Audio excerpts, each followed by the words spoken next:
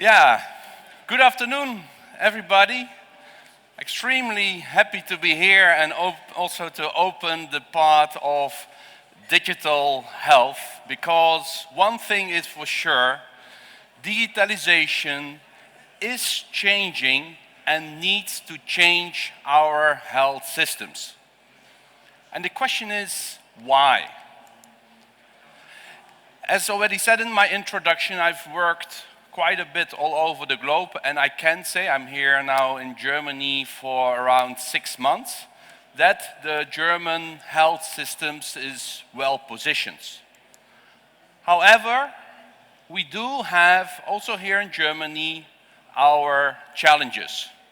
There are 18 million people with overweight, 20 to 30 million people with high blood pressure, 8 million with diabetes, and we can go on also for cholesterol 20%, 3 million asthma, 40% of allergies. Now, it's not my intention that we are now all going to feel sick, but we have to see and we have to realize that the number of chronically ill people is rising. This is not only for Germany, that is actually across the globe.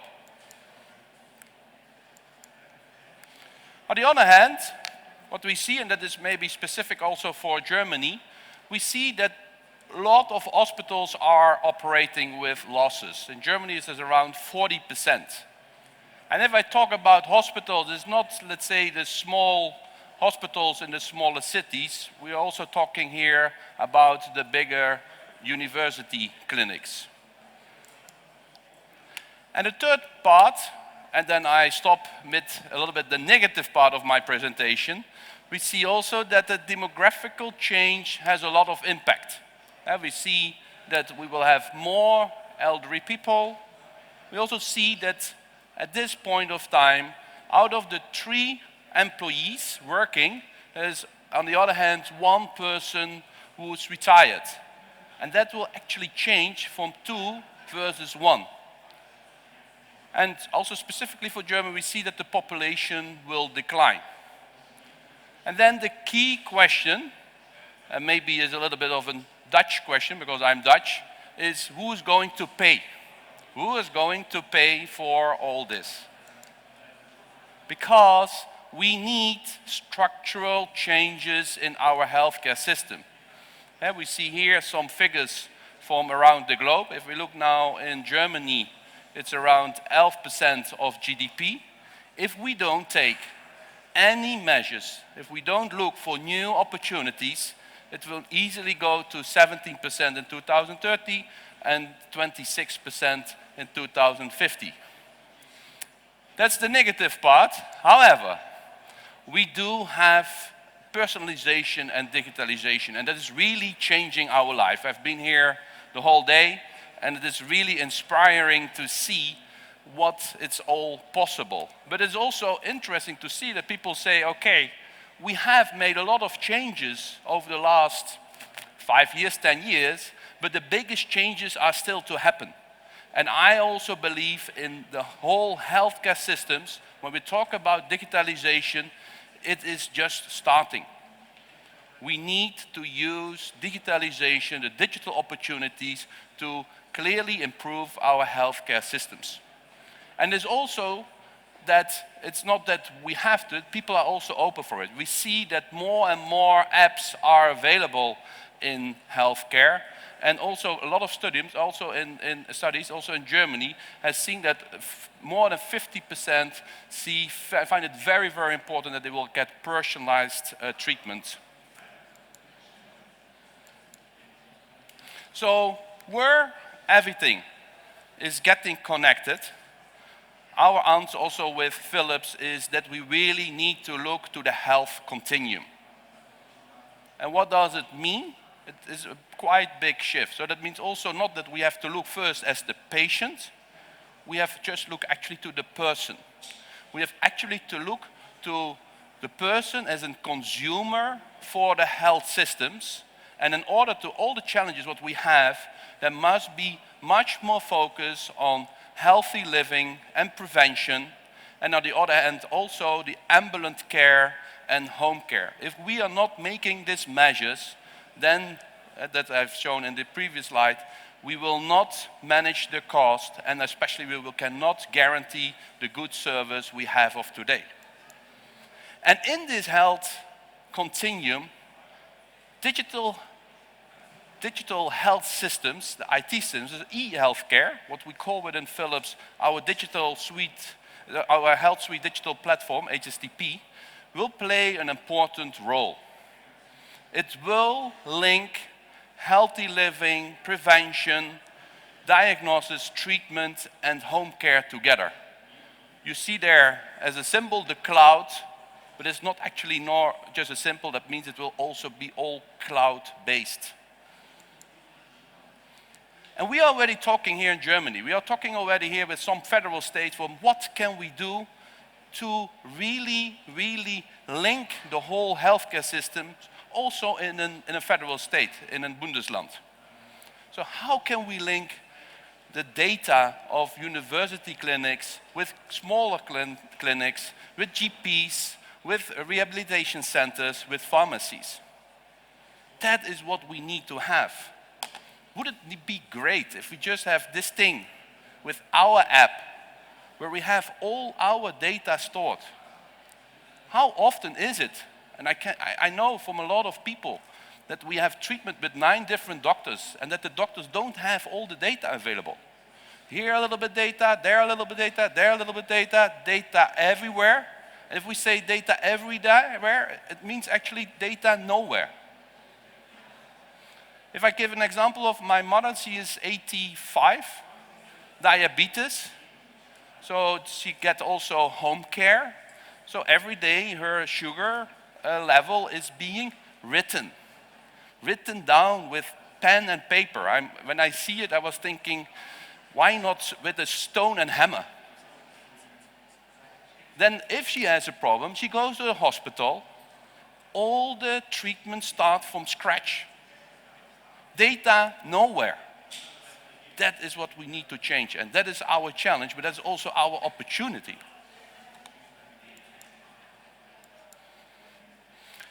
And it's not about taking everything together. It's not linking all the different parts. There is a lot more possible in the e-healthcare atmosphere. I mentioned already, in telemedicine, we can do home care with IT solutions so that the old elderly people can stay home and still being watched and helped with digital solutions, with digital medical dispensers, for instance. They exist, we have them. There is a lot possible with predictive alert. And so we do have this alarm button. And we have 1 million subscribers in the US where you can press and then people come to help if you fall. But actually this button, you can get a lot of data on the movement of a person, of an elderly person. With algorithm, you can already predict that a person has high chance to fall. Because if a person has an illness, you can already see that there is some chance that a person, you can predict that a person can fall. That is all possible. Clinical information. And of course, as I said, it is not about personal information. Also, I expect that all the electronic medical report data, all the PACS data, all the lab data, all can be stored cloud-based. So there's a lot going on, and there will go a lot go on in the future. And one other thing which is absolutely interesting in this whole domain, and that is the crucial word big data. Because also in e-healthcare, when we make this all happen, we can do a lot with big data. And here I have an example in oncology, where genomics, data from genomics, data from pathology, we are in digital pathology, radiology, but also data from EMR and from laboratory information system, this all together we can really improve, we can actually better diagnose a cancer patient, but we can also, based on all this big data, help to make a much better precision in the therapy plan. So this whole e-healthcare big data can really make big steps in also the diagnosis, but also in the total treatment. I think there are maybe a few of you would think, okay, let's see, because I am here in Germany for now 5 months. And I have to say that I've not spoken German for 25 years. But okay, I'm Dutch, so German is also not so different. One of the first words I learned from just talking to people is Datenschutz. What about Datenschutz? What about data security? And yes, it is important, and of course we will look to that. Of course it has to be protected. There is no discussion about it. But also with politicians, I'm discussing it cannot a reason to prevent that we will not make progress. We should not only talk about e-healthcare and then come with Datenschutz and then stop with our actions. It's also not happening in Holland, it's also not happening in the US. And there's no reason, also when you go to cloud-based services, why data security will be an issue. So also to hear to all the people around, I think it is important to understand that yes, Datenschutz, data security is important, but should not be a stopping factor not to make next steps in the whole e-healthcare. When we talk about e-healthcare, personally, I think it's a combination of hardware and software. It is also not that software can take it all. And so here we have some examples of products. So if I say in preventions, it's all about watches, scales, blood pressure meetings, connected with IT, so you can really monitor your movement, how much you move, how much you're improving. Diagnosis, I've said, all the clinical data can go into a thing as Health Suite digital platform. Treatment, also with digital pathology, what I just mentioned as an example in oncology, can be based on e-healthcare. And in home care, there are a lot of solutions also in the whole digital sphere. So it is a combination of hardware, but also, of course, with software. And last but not least, also services. For instance, with the Philips, we have a cooperation with Allianz Global Assistance. That is not the insurance company, but there's another part. That is the global assistance. And what we do is for people with chronic diseases, for instance, cardiovascular diseases, who really need to watch their cholesterol or their weight, that we come with specific programs. They get their wearables, the watch, the scale, all these wearable, these instruments. They will have their apps with algorithm that they can already see how they are progressing, but also professional coaching from doctors, from coaches, from Allianz, to make sure that they don't just have these things, because that happens a lot, but also that they really use it and really are motivated to use that. And then I go back to what I've also said in the health continuum, because that is needed. We need to focus more on prevention, because when we focus more on prevention, we will also manage more the total cost. This is a statement from the president of Philips, and I find it quite nice, not that because he's the president of Philips, but the statement.